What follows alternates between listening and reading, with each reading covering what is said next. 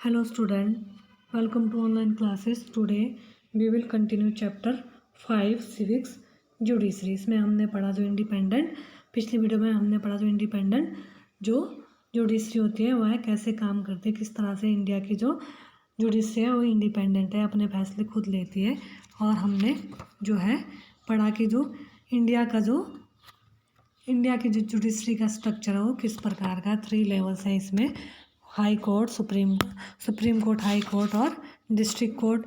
ठीक है, फिर हमने इसमें एक केस के बारे में स्टडी की कि किस तरह से हम लो लेवल के कोर्ट से हाई लेवल के कोर्ट तक जाते हैं। आज हमारा जो टॉपिक है वह है what are the different branches of the legal system. जो हमारा लीगल सिस्टम है, विधि व्यवस्था की जो अलग अलग ब्रांचेज है वह कौन सी है, उसके बारे में हम पढ़ने वाले हैं। The above case of the dowry death fall within what is considered a crime against society and is a violation of criminal law। दहेज हत्या का यह मामला समाज के विरुद्ध क्या है, अपराध की श्रेणी में आता है। In addition to criminal laws, the legal system also deals with civil law case। और यह आपराधिक फौजदारी कानून का क्या है, उल्लंघन है।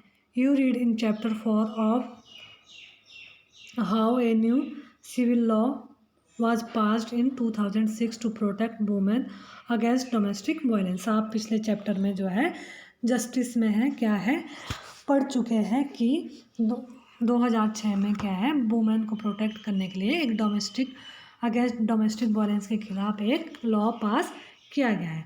Look at the following table to understand some of the significant difference between criminal and civil law. अब हम क्या है एक टेबल को देखेंगे जिसमें क्या है सिविल लॉ और क्रिमिनल लॉ में डिफरेंस बताया गया कि क्या डिफरेंस होता है इन दोनों में। तो पहले देखते हैं हम क्रिमिनल लॉ। क्रिमिनल लॉ क्या है, फर्स्ट जो इसमें डिफरेंस है वो है डील विद कंडक्ट और act that the law different as offence. जो ऐसे व्यवहारों की क्रिया से संबंधित है जिन्हें कानून में अपराध माना गया है। For example theft, harassing a woman to bring more dowry, murder.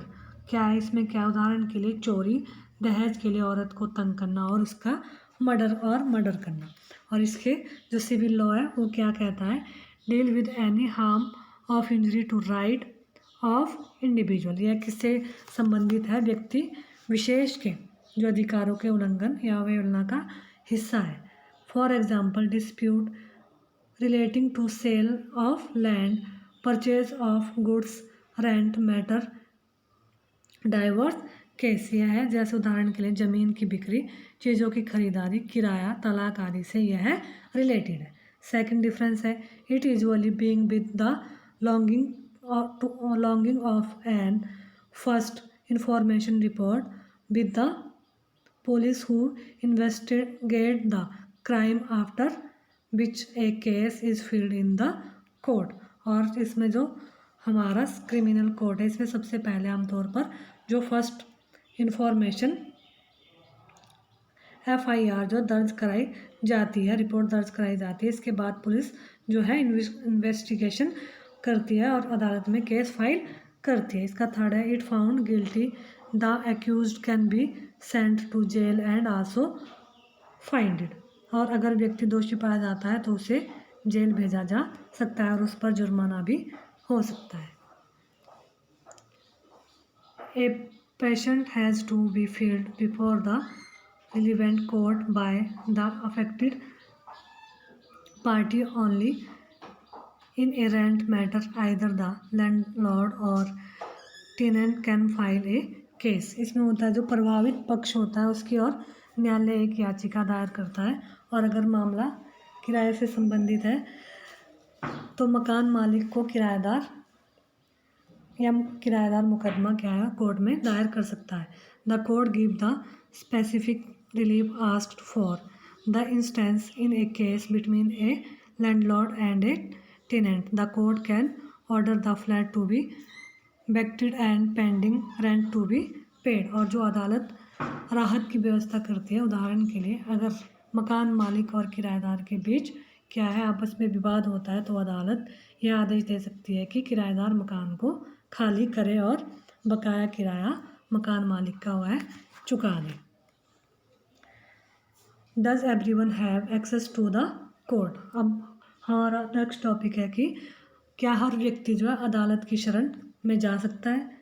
In principle all citizen of India can access the court in this country. जो हमारा सिद्धांत है भारत का कि सभी नागरिक देश के न्यायालयों में क्या है जा सकता है, शरण ले सकता है। This implies that every citizen has a right to justice through the court. और क्या है इसका अर्थ है कि प्रत्येक जो सिटीज़न है, इंडिया का जो प्रत्येक सिटीज़न है उसे क्या है अदालत के माध्यम से जस्टिस मांगने का पूरा राइट दिया गया है। As you read earlier that courts play a very significant role in protesting our fundamental right. और क्या है जैसा कि आपने पीछे पढ़ा है कि न्यायालय हमारे जो फंडामेंटल राइट है उसकी जो रक्षा में वह महत्वपूर्ण इम्पोर्टेंट रोल निभाता है।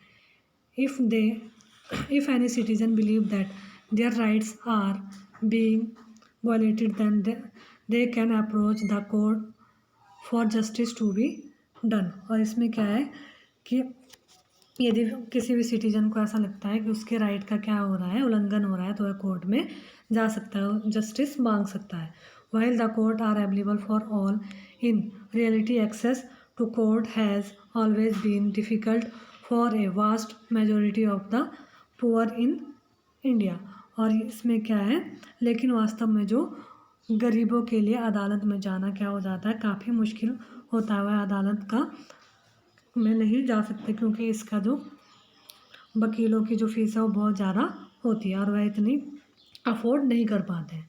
Legal producer involve a lot of money and paper work as well as take of a lot of time. इसमें बहुत ज़्यादा लीगल डॉक्यूमेंट्स के लिए प्रोड्यूसर के लिए क्या है बहुत ज़्यादा टाइम लगता है, मनी भी वेस्ट होती है और टाइम बहुत ज़्यादा लग जाता है। For a poor person who can not read and whose family depend on a daily wages the idea of going to court to get justice often seem remote.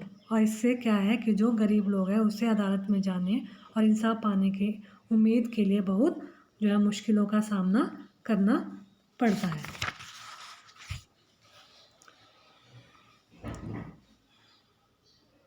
In response to this the supreme court in the early 1980s devised a mechanism of public interest legislation of appeal to increase access to justice।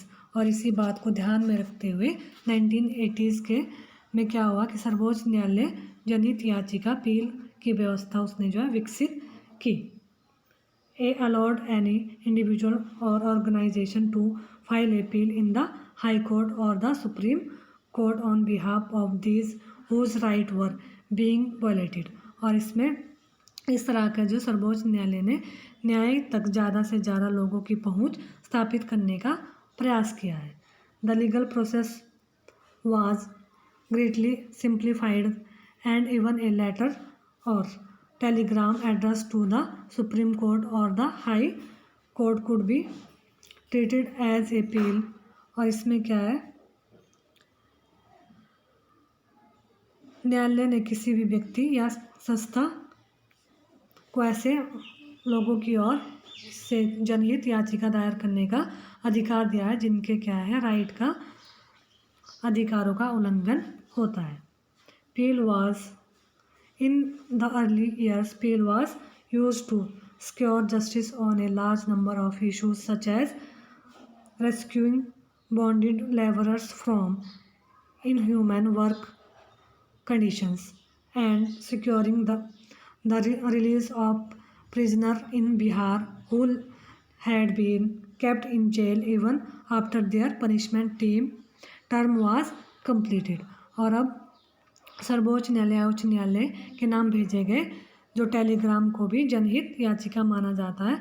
शुरुआती सालों में यह याचिका का माध्यम से बहुत सारे केसेस पर लोगों ने न्याय दिलाया है और बंधुआ जो जेल में मजदूर हैं उनके श्रम से मुक्ति दिलाने और बिहार में सज़ा काटने के बाद भी रिहा नहीं किए गए कैदियों को रिहा करवाने के लिए जो जनहित याचिका अपील है उसका यूज उन्होंने किया है। Did you know that the mid day meal that children now receive in government and government aided school is because of appeal?